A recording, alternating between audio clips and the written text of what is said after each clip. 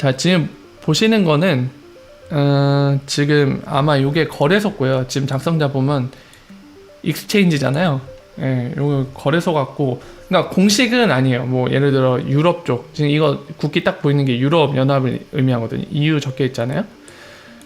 근데 이 작성자 출처가 일단은 아마 거래소 또는 뭐 암호화폐 거래소와 관련된 누구 또는 이제 암호화폐 투자를 하고 있는 어떤 사람일 수도 있습니다.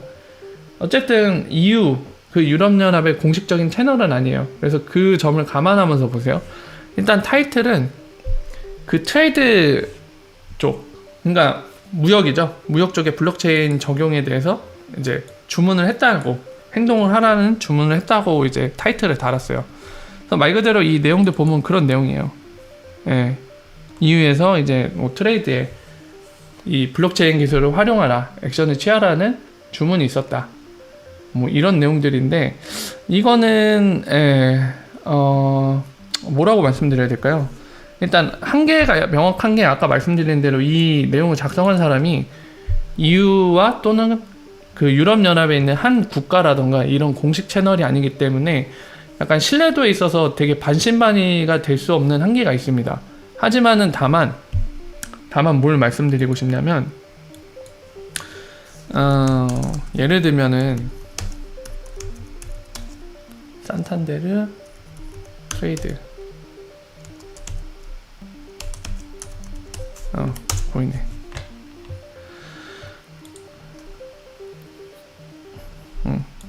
자, 산탄데르입니다. 제가 지금 산탄데르 거를 좀 인용을 할 건데요. 이 보시면 위트레이드라고 이미 블록체인을 쓰고 있어요. 산탄데르가 트레이드 무역 쪽에. 이 보시면은 공식이거든요. 지금 산탄데르 올해 3월 7일이죠. 3월 7일? 그렇게 이를 때 했었나? 네, 3월 7일인데 산탄데르 보이시죠? 공식 홈페이지에 공식으로 보도된 자료입니다.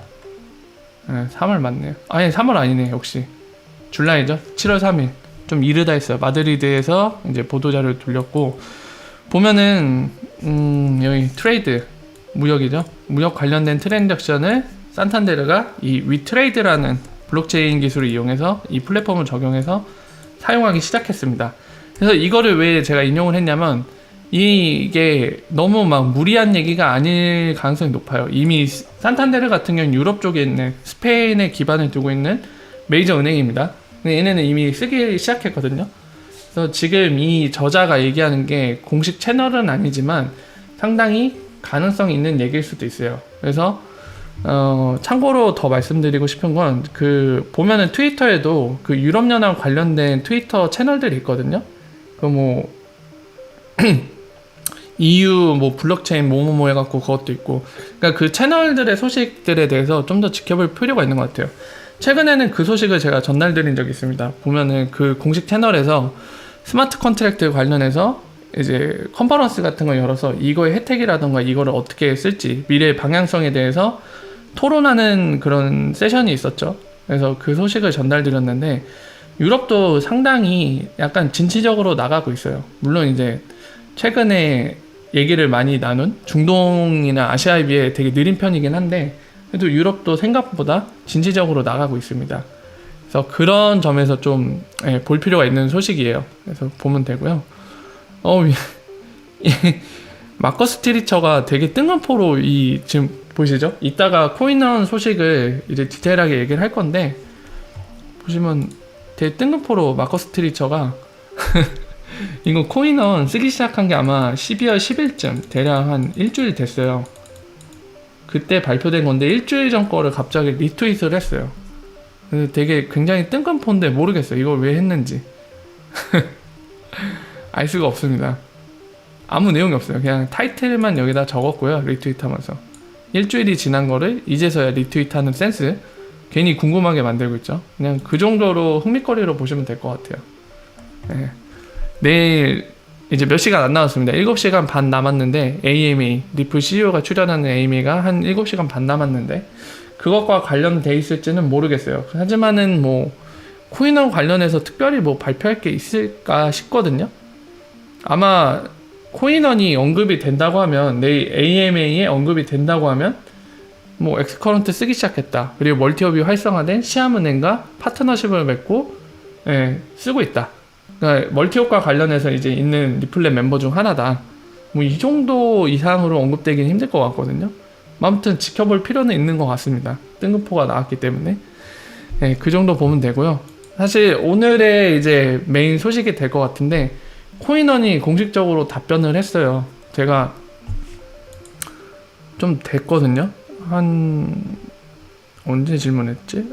약 일주일 전에 제가 단도직입적으로 이제 공식 트위터 채널이 생겼기 때문에 엑스라피드에 대한 사용 여부를 질문을 했어요. 했는데 오늘 답변이 왔습니다. 공식적으로. 이미 보신 분들도 많을 텐데요. 이게 바로 지금 보시는 게 코인원의 공식 답변입니다. 보시는 것처럼 두 가지를 얘기하고 있는데요. 일단 첫 번째, 대한민국 정부의 지침에 따라 암호화폐를 송금업에 이용하지 않고 있다. 그러니까 정부의 지침에 충실히 따르고 있다. 첫 번째. 그래서 두 번째, 그래서죠. 1번에 대해서 이제 그렇기 때문에 우리가 쓰고 있는 건 엑스커런트 솔루션이고 엑스라피드 같은 경우는 앞서 언급한 암호화폐이기 때문에 우리나라 지침에서는 송금업에 이용할 수 없기 때문에 현재로서는 이용할 수 없다는 답변을 했습니다. 그래서 이제 뭐 지금 현재 기준으로는 이제 명확하게 이제 쓰지 못하는 상황이고 안 쓰고 있다는 답변이잖아요. 못 쓰고 있다는 게 맞겠죠. 아니지. 이거는 모르는 거죠. 이제 코인원의 의사를 모르기 때문에 쓰고 싶은데 안 쓰는 건지, 못 쓰는 건지, 쓰고 싶은데 못 쓰는 건지, 아니면 뭐 생각조차도 없어서 안 쓰고 있는 건지, 그건 모릅니다. 속내는 모르기 때문에 추가적인 질문을 했어요. 이렇게 약간 애매한 해석의 여지가 있는 답변인지라 추가적으로 뭐 긍정적으로 검토할 의사가 있는지 또는 실제 사용에 대한 가능성이 열려 있는지 질문을 했는데요. 근데 역시나 이제 뭐 제가 몇 번 코인원에 대해 얘기했지만은 긍정적으로 보고 있는 입장입니다. 지금 보시는 것처럼 규제가 풀린다면 긍정적으로 검토할 의향이 있는 상태라고 답변을 했네요. 이거는 저희가 뭐 코인원이 직접 답변한 건 아니라서 여러 가지 정황상 예측을 할 수 있을 뿐인데요. 그러니까 추측을 하는 거죠.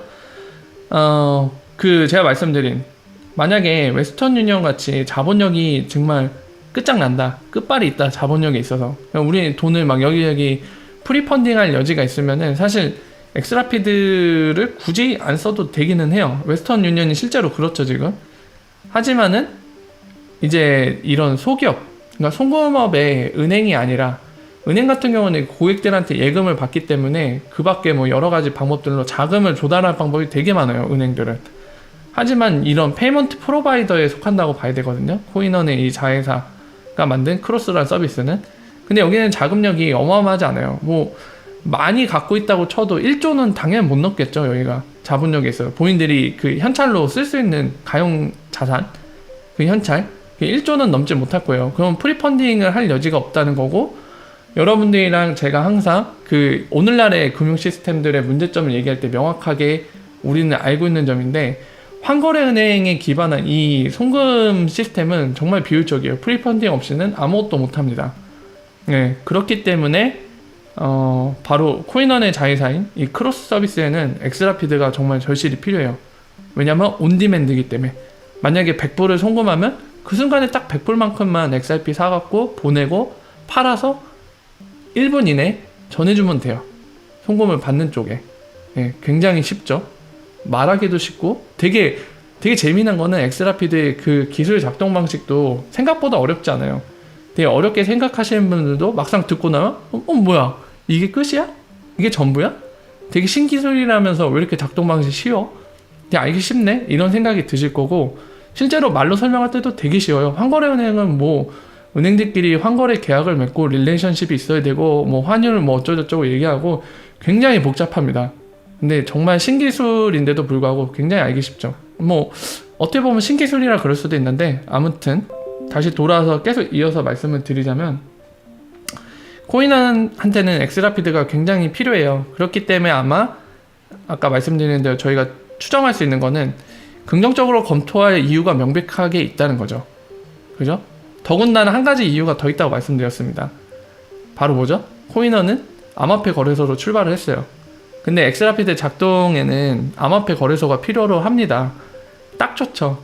그러니까 본인들이 그 엑스라피드 쓸 때 엑스라피드 파트너 거래소로 참여해서 거기서도 이제 XRP 볼륨 올려서 거기서도 수수료로 영업이익을 올리고 동시에 이제 송금을 하면서 고객들의 그런 송금 크로스보더 페이먼트를 처리하면서 또 돈을 벌고 이중으로 벌 수 있는 구조죠.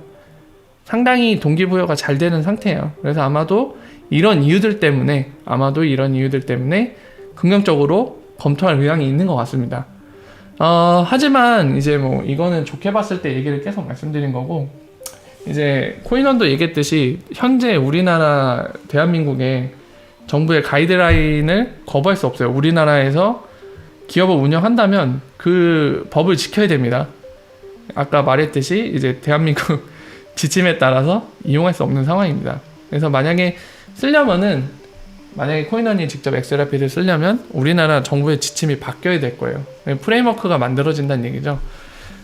근데 우리나라 지금 하고 있는 것들을 보면은 아마 세계 표준이 정해지면은 그때 움직일 것 같아요. 그래서 아직 꽤나 많은 시간을 기다려야 되지 않을까, 저는 개인적으로 그렇게 전망을 하고 있습니다. 빨라봐야 뭐 내년 상반기겠죠. 빨라봐야. 예. 국제적인 표준이 언제 정해질지 모르겠는데 좀 바라기로는 빨리 정해졌으면 좋겠어요. 우리나라도 빨리 진입을 할 수 있게. 그래야지 이런 코인원 같이 뭔가 진취적으로 이런 신기술을 활용하는 기업들이 이 기술을 활용해서 뭔가 변화를 줄 거고요. 당연히 그 변화는 뭐 개개인들, 송금하는 개개인들한테는 저렴하게 송금할 수 있으니까 좋고, 저희들 같은 경우는 추가적으로 더 저희가 가치가 올라가기 바라는 바로 브릿지 레셋인 XRP의 가치가 상승을 하겠죠. 네, 여러모로 긍정적으로 나아갈 수 있기 때문에 정부가 빨리 좀 했으면 좋겠어요. 그러기를 바랍니다. 이 말씀을 드려야 될 텐데요. 그렇다고 너무 또 부정적으로 보실 필요는 없는 게, 멀티업을 생각하셔야 돼요. 이 부분은 말씀드리고 가는 게 맞을 것 같아서 한번 짚고 넘어갈게요. 멀티업이 도대체 무슨 상관이냐, 코인원 엑스라피드와 관련해서 굉장히 상관이 있습니다. 코인원 소식이 전해질 때도 아마 제가 설명을 드렸던 것 같은데요. 지금 보면은 여기 시암이랑 파트너십을 맺었어요. 바로 여기 보이시죠? 필리핀에 있는 은행도 뒤에 있는데 요거는 그냥 안 볼게요. 지금 이것도 중요하지만은 지금은 빼겠습니다. 이거는 돼지꼬리 슉슉슉슉 빼고 딱 이 부분만 포커싱해서 볼게요. 시암, 멀티업이 활성화되어 있는 시암. 왜 이거를 말씀드리냐면 처음부터 이쪽을 연결해서 갔어요. 파트너십을 맺고. 왜 그러냐면은 시암이 바로 멀티업이기 때문이죠. 코인원, 이 관계를 맺어놓으면은 뭐가 좋다고 했죠, 여러분들? 이 태국 법정화폐 이름이 바트 맞나요? 제가 아까도 말씀드렸지만 외국을 모르는 국내 빠돌이라서 이 태국의 법정화폐가 바트가 맞는지 모르겠는데, 바트 맞아요?